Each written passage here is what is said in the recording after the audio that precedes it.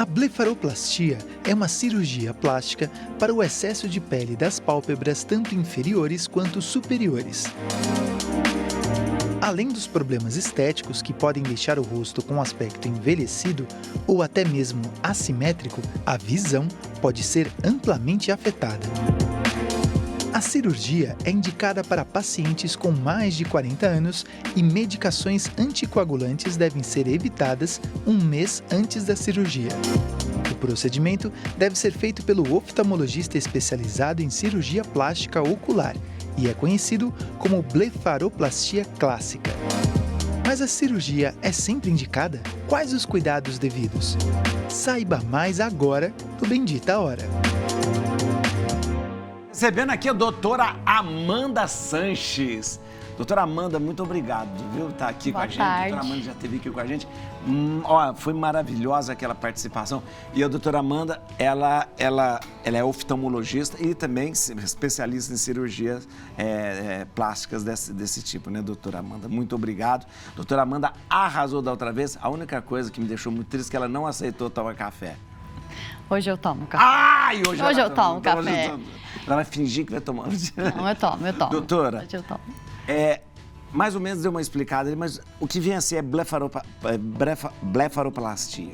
Blefaroplastia é a cirurgia plástica das pálpebras. Blefaro é pálpebra e plastia é plástica. Então, deixa eu te falar, é tanto pálpebra é aqui ou aqui? Tanto em cima quanto pode ser embaixo? superior, pode ser inferior. Tudo isso é pálpebra. Na verdade, hoje em dia a gente fala muito em blefaroplastia estruturada, que é toda essa região aqui do terço superior da face. Então, a região periocular em volta dos olhos. Incluindo a sobrancelha também. Quando tem alterações que precisam de reposicionamento, de correção, sim. Também. Porque às vezes parece que tem pessoas que têm de fato uma sobra de pele aqui em cima, mas por vezes isso pode ficar mais aparente até por uma queda do supercílio, que é o nome da sobrancelha, né? Então pode haver essa queda daqui. Às vezes sim. Que piora mais a situação. Agora, a questão ela é uma sobra de pele que acontece naturalmente. Porque com o passar do tempo, com a idade, a nossa pele vai perdendo colágeno, a flacidez vai aumentando. Então, os pacientes acabam muitas vezes, não é todo mundo, mas muitas pessoas acabam se queixando. Pode ser do excesso de pele mesmo, mas pode ser também uma sensação de peso na pálpebra inferior. Ou então, as mulheres às vezes têm dificuldade para maquiagem, o espaço aqui onde a gente passa a sombra, onde faz o delineado, acaba não aparecendo mais. Ou então você passa a sombra, quando fecha o olho, desaparece. Quando abre o olho, some. Quando abre o olho, desaparece, que coisa. Ou às vezes o rímel acaba como se fosse carimbando aqui a parte de cima, vai marcando, porque passa o rímel, a hora que abre o olho encosta naquela pele que está sobrando. É verdade. Então, isso acontece geralmente por causa da idade, então, mesmo. Normalmente, por causa da idade. Né? Mas assim, até essa questão da idade é uma coisa interessante da gente falar, porque muitas vezes me perguntam no consultório se existe uma idade mínima para cirurgia. E não é isso que vai ditar se a pessoa deve operar ou não, né? O fato dela estar se sentindo incomodada, então com uma dessas queixas de sensação de peso, sobra de pele, bolsa, dificuldade para se maquiar. E também, muitas vezes é constitucional. Então, tem algumas pessoas que às vezes são um pouco mais jovens. Já tem. E que já tem, e muitas vezes que falam, minha mãe tinha, a minha avó tinha. Uma coisa que então pode ser uma coisa que seja constitucional da pessoa, né? A gente vai mostrar aqui pra vocês, só pra gente ver aqui, olha. Isso é quem é essa doutora? Então, aqui sou eu, né? Isso aqui, na verdade, é uma montagem, então é a minha foto, mas é para ilustrar, porque a gente não pode divulgar assim, veicular. Isso não pode, o médico não pode fazer antes e depois, né? Então a doutora fez o seguinte, fez uma montagem no Photoshop do rosto dela como se fosse para ilustrar. A doutora nunca teve essa... Não, eu ainda não fiz. Por enquanto ainda não precisei. Isso. Mas aqui a foto esquerda é a foto sem manipulação, que é o meu rosto mesmo, e a metade aqui a gente vê mais ou menos o que a pessoa que se candidata à cirurgia de blefaroplastia apresenta. Então, a gente vê que não dá para ver ali os cílios. Não dá. Olha aí, o espacinho onde passa a sombra já não tem mais. Praticamente desapareceu, né? E um pouco de bolsa aqui embaixo. Então, é uma imagem ilustrativa só para facilitar um pouco aí a identificação das coisas que a gente está falando. E por exemplo, depois de ter sido feita a cirurgia, volta aquele espaço superior lá também, volta. Aqui embaixo também some a bolsa. Isso, a ideia é a gente reduzir a bolsa, reduzir sobra de pele embaixo, se tiver, e em cima recuperar esse espaço, chama placa tarsal, esse pedacinho aqui onde a gente passa a sombra, né, que tá rosinha ali, recuperar a exposição dessa região. Agora, quando também. é feita a cirurgia, ela é feita ao mesmo tempo embaixo e em cima, se for necessário, ou não? Ah, sim, acaba sendo mais cômodo pro paciente, porque aí, exatamente, já passa pelo pós-operatório. Porque às vezes, muitas vezes, precisa só em cima. Então faz só em cima. Outras, agora, precisando em cima e embaixo, Se tiver indicação de fazer das 4 pálpebras, a gente faz em um procedimento só das 4, em cima e embaixo dos dois lados. 4 pálpebras. Que interessante. Agora, eu só vou perguntar uma coisa. Depois você responde. Tem técnicas que são usadas? Sim, existe. Mas espera aí, você vai tomar um café ou não? Vou. Mas de verdade ou só para me agradar? De verdade. Também, não, ai meu Deus. Tô coagida a tomar o café. Tá vendo aí? Vai falar que eu coagi. Eu vou dar o café, que nós esperamos a doutora Amanda voltar aqui só para tomar um café. Sem açúcar ou com açúcar, doutora? Com açúcar, por favor. É verdade. Não existe café sem açúcar. Não, dizem que o certo é sem açúcar, mas... Não é certo. Eu tomo com açúcar. Doutora, não é certo sem açúcar. Não é certo. A natureza do café não. Com o passar dos anos, é natural que a nossa pele comece a demonstrar os sinais da idade. A perda do colágeno, que acontece em consequência da idade, nos dá uma aparência mais cansada, principalmente no rosto, com rugas, linhas de expressão, olhar caído e até mesmo flacidez. Atualmente, existem diversos procedimentos estéticos que auxiliam e amenizam esses problemas, e o mais popular é a toxina botulínica, que é excelente e muito usada para fins estéticos, indicado principalmente para suavizar as rugas e linhas de expressão do rosto. Dependendo do tipo de pele, das condições gerais do paciente e até mesmo da expectativa individual, a blefaroplastia é o recurso mais indicado. Mas qual será o melhor procedimento? Quais são as diferenças? Saiba qual tratamento se encaixa no seu perfil, agora no Bendita Hora.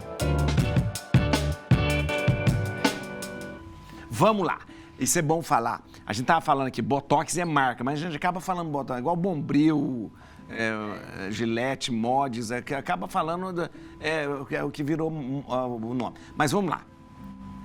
A gente, de repente, se percebe dessa forma. Então, que técnica, que primeiro que ele fala das técnicas da blefaroplastia e a técnica também da questão do Botox, essa coisa toda. Perfeito.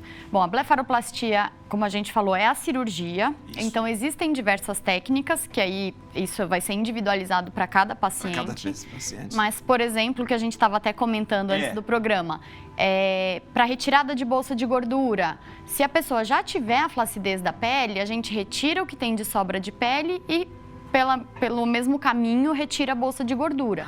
Mas às vezes tem uma pessoa que é um pouco mais jovem, que tem a bolsa de gordura e não tem a sobra de pele ainda. Só tira a bolsa de gordura. Então a gente consegue fazer pela parte interna, porque qual que é a questão? Toda vez que a gente faz um corte na pele, existe uma cicatriz.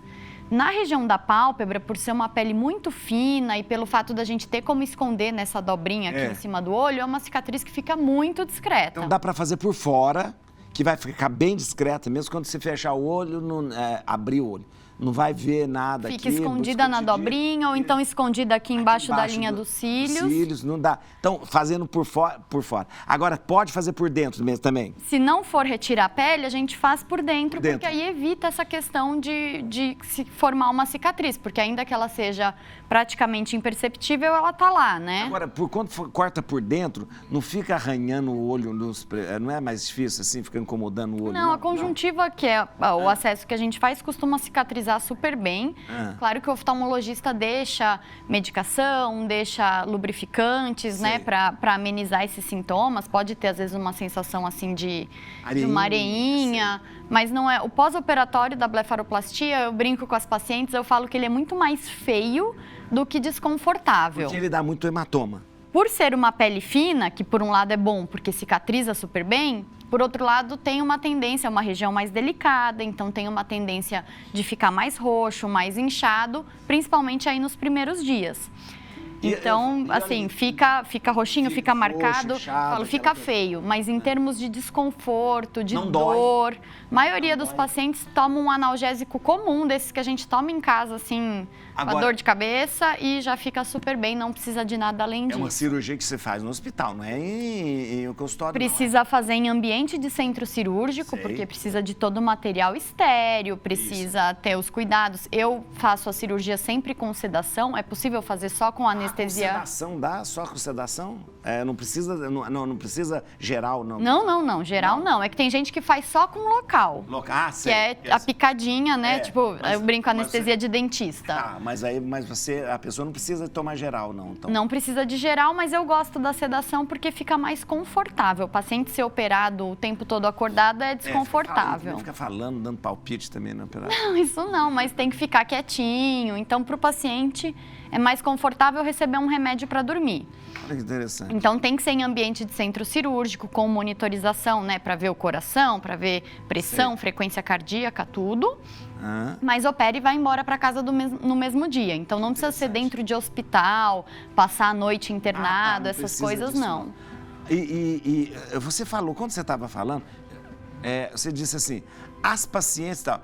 Isso é porque geralmente vai mais mulher buscar do que o homem? Normalmente sim, é mais comum.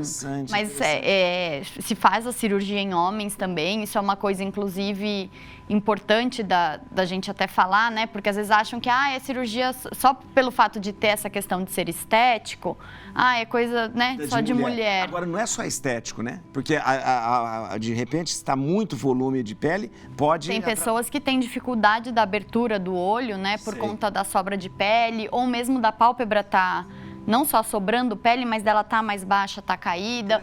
Por isso que a gente fala em blefaroplastia estruturada, porque a gente identifica e a avaliação ela contempla o supercílio, a posição da pálpebra, a quantidade de pele, a presença ou não de bolsa de gordura, porque às vezes a gente tem aqui, né, a cartilagem da pálpebra, ela é ligada no osso por uns tendõezinhos, pequenos tendões.